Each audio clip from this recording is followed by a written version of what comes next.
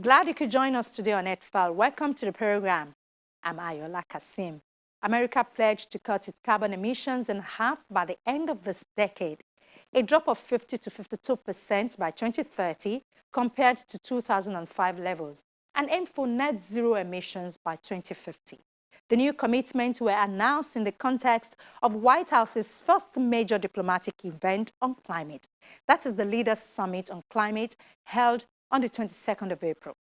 40 major emitting countries, including China, Russia, India, the United Kingdom, and many European countries joined the virtual event.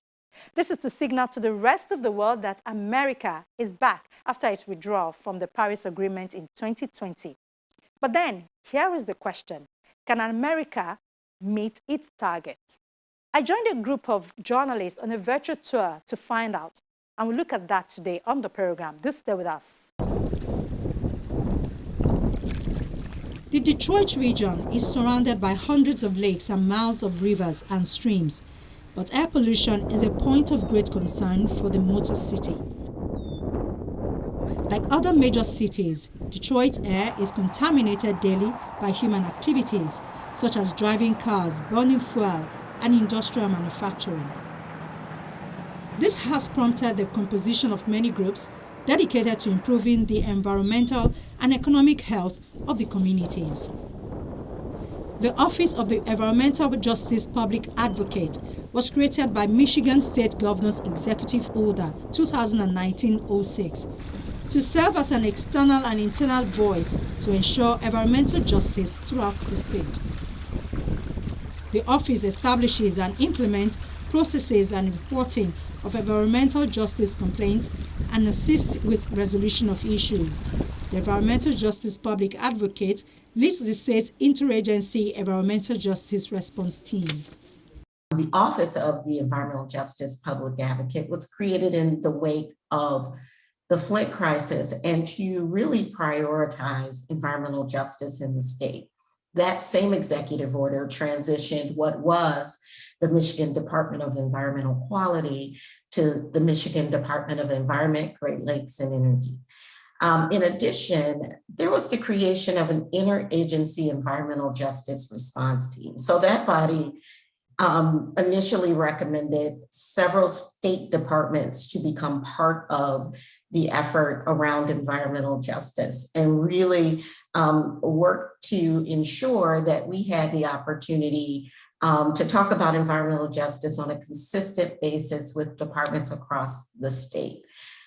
Soon after my office was created, we started taking a look at what else we needed to move forward. To give you a little history, in Michigan, there have been several attempts to address environmental justice over the years. The last few administrations have had task force and work groups and varying groups convened to try to come up with recommendations. And so what we did is we started our work in the Office of the Environmental Justice Public Advocate was to take a look at previous recommendations, as well as look at what advocates, frontline communities, and others were recommending on the ground.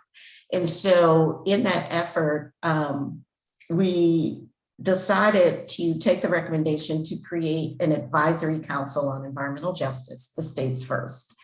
And that is a very intentional mix of frontline communities. And when I say frontline communities, really communities living close to industry, close to areas where they may have been impacted, and those who live in environmental justice communities across the state. So frontline community organizations, environmental organizations, labor, tribal communities, and business and industry. For a safe environment for all residents, the Climate Action Plan is inclusive of all sections in the city. It provides an accessible introduction to climate change, an overview of the expected trends and impact, and strategies for mitigating emissions and preparing for climate risks. Those most impacted were the folks we were fighting for and working towards. So it was about environment, but it's also about impact. I know oftentimes we think of the earth, but the earth may continue, our existence may not, if we don't address it in the right way. So we need to be able to make sure that We look at impact, and we're not just looking at impact on earth, but impact on people. And it's so inextricably linked. And we know the poorest among us and those who are at a real disadvantage are also the ones who suffer the most the extreme events that climate change has brought about. So from the vantage point of my work with the state, we really are very intentional about how we're looking at moving forward. I believe that if you're not at the table in the beginning of the conversation, it's so easy for it to be an afterthought. And we don't want that to be the case. We want it to be a very intentional look at how we move forward. But that's not always easy because there's so many folks that need to be at the table and so many people that think representatives of frontline community can speak for them. But there are principles of environmental justice called the MAS principles. And one of the key tenets of that is to let communities speak for themselves, to elevate them to the point where they can do that. And so my position was created as a public advocate position for a reason. So it wasn't just to have an office of environmental justice. It was also to be able to have an office that was an advocate internally and externally for environmental justice work. And I feel we have to be very intentional about that. And I'm under no illusion that it's an easy thing to do, but it's also a necessary thing to do if we really want to ensure that those most impacted benefit most as we move forward and plan and work to address climate. The Detroit 2030 district is a part of a national movement to create high-performance buildings districts to reduce the environmental impact of building construction and operations while increasing owners' return on investment and promoting economic development in the community. Buildings in Detroit accounted for about 63% of the greenhouse gas emissions. And that's true about any city in Detroit. 50 to 75% is responsible from the buildings in Detroit, or buildings that are responsible for emissions, not just transportation. We think of autos, right? Well, buildings are culprits too. In Detroit, we had a large stock of aging buildings that were inefficient, and the rebirth was just starting when we were launching. So we were really ready to get going. We were waiting for the right time, to be honest with you. The city of Detroit also launched a sustainability office, and they launched an action agenda. And in that agenda, they outlined that they wanted to reduce their greenhouse gas emissions citywide and with their city buildings. So this happened right when the administration pulled us wanted to pull from the Paris Agreement. And that didn't really make a difference to us. We were moving forward. We were doing this regardless of what was happening at the national level. This is what the city of Detroit wanted. And I think many cities across country and businesses and mayors were all thinking along the same line. We're going to keep plugging forward because this is the right thing to do.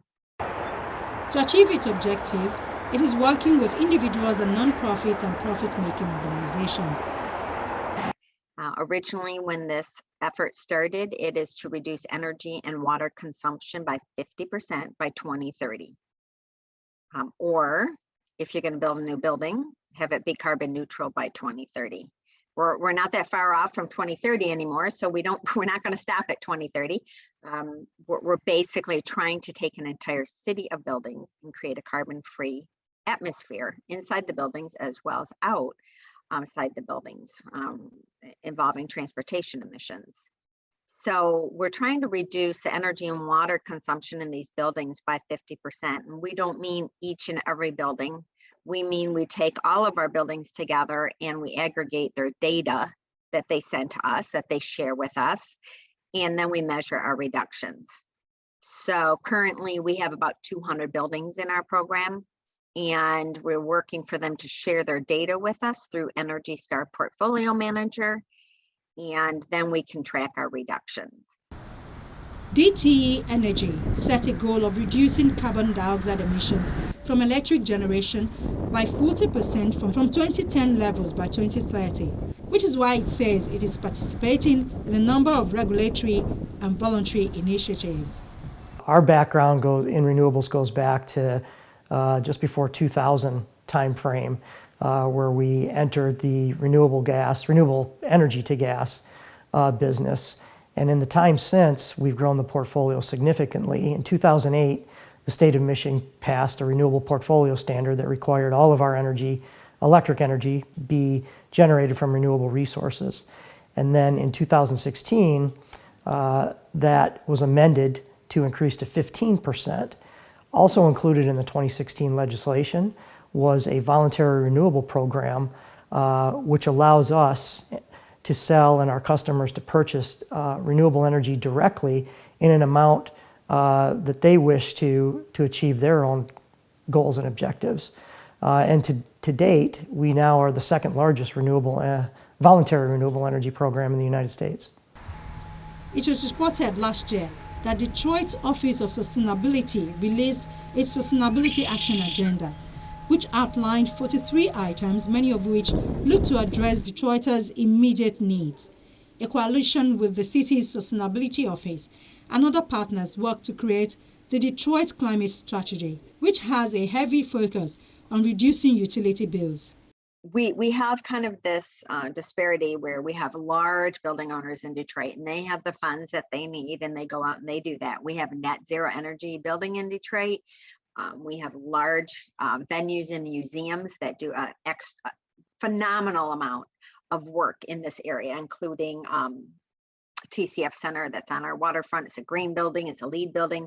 So many of our larger building owners are focused on this and can do it because they have the funding and they believe it's the right thing to do. Then we have everybody else who's like, well, I kind of want to do this, but I don't have the funds to do it. We have something in the States, I believe it's definitely in Michigan, it's called PACE financing, property assessed clean energy. And that's where they will loan you the money to do it. And the cost of that goes on to your property tax and stays with the building. So it's a way for people to do upgrades to their building, energy efficiency upgrades, even such things as a new roof system or a garden roof to reduce stormwater runoff.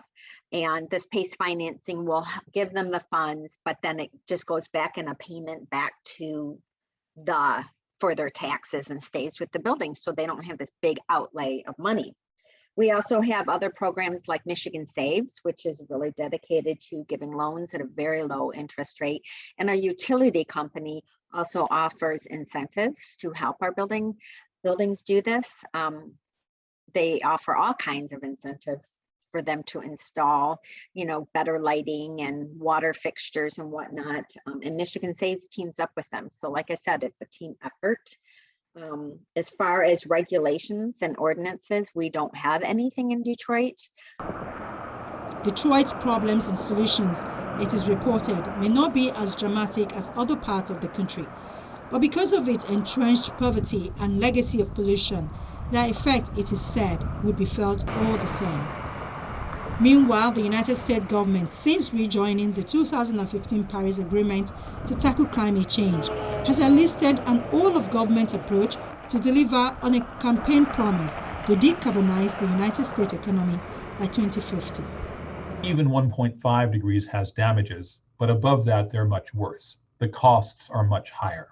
So our agenda, ours in the US, as we work domestically, ours as we work as part of a global community, ours in the global context is to try to solve that problem and do so with as much speed and efficacy as we can and not leave people behind. Because we should be clear, there is a transition here and the transition can't afford to leave people out. It's a transition that can't leave people out in our country who are underserved and more vulnerable. It can't leave out those same communities around the world who did very little to contribute to the emissions surplus, but are going to be reap the difficulties of the change in climate, and who we need to be assisting and facilitating as they make their own transition to a low climate, low carbon impact world. Responding to increasingly dire warnings about the threats of climate change and pressure from a new generation of activists, President Biden's administration's actions is set to go beyond those of President Barack Obama's in ambition. Many of President Biden's environmental justice initiatives, like guaranteeing drinking water for all and replacing lead pipes that deliver water to homes exist in blueprint form and will require passage by Congress. Back in 2012, Superstorm Sandy flooded lower Manhattan and buried it under nearly 5 feet of water, according to National Weather Service. The low-lying area was inundated by dual storm surges from East River and the Hudson River on Manhattan's west side. Streets, subways and tunnels were flooded. Businesses and homes were damaged. The storm and its aftermath was a wake-up call for New York City. Without global action, climate change will continue to cause more severe storms and a continued rise in sea levels. In an unprecedented effort to protect lower Manhattan from the effect of climate change, New York City has just broken ground on a massive project to install 2.4 miles of flood walls, floodgates, and other barriers along the East River. The project also includes an audacious plan to raise the waterside East River Park and cover it with enough dirt to raise the entire park by 8 to 10 feet. By elevating the park and putting the flood protection at the water's edge will prevent the park to be flooded, but more importantly from the neighborhood to be flooded. So we are going to elevate it about 8 to 10 feet. But the nice thing about the elevation, it improves the sight lines, there'll be more accessible entrances, and they'll have the amenities that'll be there that will not be destroyed in the future. The city will then rebuild the park with state-of-the-art facilities that can withstand another major storm. Also, about 2,000 new trees will be planted to improve the area's air and water quality. It's called the East Side Coastal Resiliency Project, and it is just the first of a sweeping plan to protect all of Lower Manhattan from rising water. So we're here at the site of the East Side Coastal Resiliency Project. We're very proud that we just announced construction several weeks ago. This is a project that is going to protect 110,000 people on the Lower East Side of Manhattan, 28,000 of whom live in public housing. This is a community that was really devastated by Hurricane Sandy. The floodwaters came over the coastal edge and really went quite far into the neighborhood. Con Edison, the city's power agency, is located in the area and has power lines running underground. A highway runs above the area and high-rise apartments dot the neighborhood. You know, this project is quite unprecedented in many ways because nothing like this has ever been built in a dense urban environment like New York City. That's what makes this so complicated in our context here. You know, people often point to the Netherlands. The Netherlands only has a third of the coastline in the entire country that New York City has in our city, right? And they just have more space to work with. We're doing this in a very constrained geography. We have dense infrastructure both above ground as well as underground, and we're trying to build flood protection into it. With 520 miles of coastline in New York City, protecting the city from storm surge is a monumental task. We have 520 miles of coastline in New York City, and that's more than Los Angeles, San Francisco, Miami, and Boston combined. So it's a challenge that we're taking quite seriously. We have multiple other major coastal infrastructure projects like this one all across the city. Construction workers have already begun installing an underground wall of structural sheeting. This is the first step toward building the flood wall, according to the city. The idea of just building a flood wall and just leaving it sitting there in place just didn't work. So instead, what we're able to do for most of the project extent is we're able to really put the flood wall underground and then raise the new park that we're going to reconstruct on top of it. You won't know the flood wall's there, but we'll get an entirely new park with all of the benefits of that. That's the general design approach. The work will be done in 2 phases to allow the community continued access to the East River Park. The entire project is scheduled to be completed in 2025. It will cost $1.45 billion. For 4 years, cities and states across the United States have been working in silos after the former administration put a hold on a central action to fight climate change. America is back. Since he got into the White House, President Biden's administration is leading a countrywide effort to put America back on the global action pact to fight climate change. Since January, he has pushed to spend more federal money on schools, roads, job, training and other public works.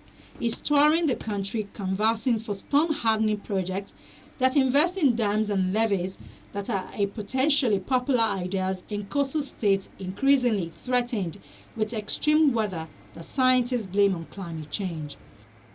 That's been made in the American Rescue Plan and investments that we anticipate to be made in support of our American Jobs Plan. That's going to invest not just in infrastructure, but in building more resilient and adaptive infrastructure, and in using that to advance both clean air, to actually manage some of the droughts more effectively, to do better forest management. There's all kinds of activities in there. And the reason why I'm raising this issue is because I think it's very important for us to personalize the challenge of climate change. I think we need to make sure that people understand that the investments that we're making and the strategies we're making, working with, not counter to states and local governments, but supporting their efforts directly, is going to be a way of showing people that a shift to climate change and a shift to investing in climate resilient infrastructure is not just essential, but it's beneficial today. It will put people back to work. It will keep your kids healthy. It is a way to hand them a future that we can all be proud of. The president is also asking Congress for $50 billion to improve infrastructure's resiliency nationwide and additional support to help areas recover from disasters. Now, with a re-engaged federal government, many are canvassing for deep heating policies and legislations that can accelerate the transition to a low-carbon economy that is equitable, inclusive and just. They are asking for a framework for federal, state and local government to work together to address climate change.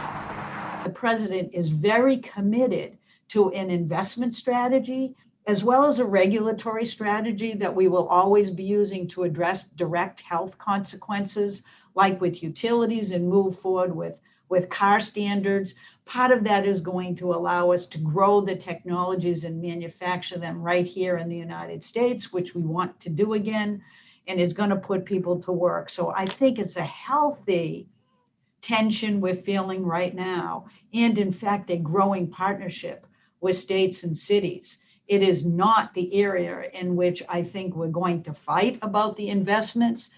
All we're going to do is make sure that they're bold enough and big enough to meet this moment in time.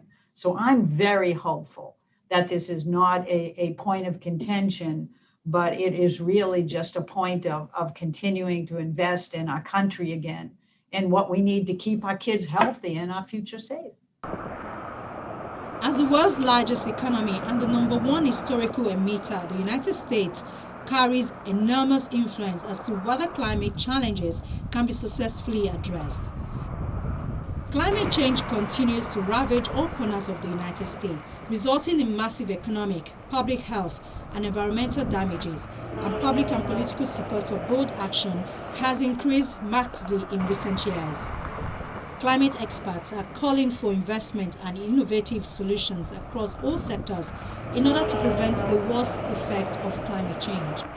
In addition to reducing emissions from sources as quickly as practicable, carbon removal, including natural and technology-based approaches, will be a critical component of a comprehensive United States climate strategy.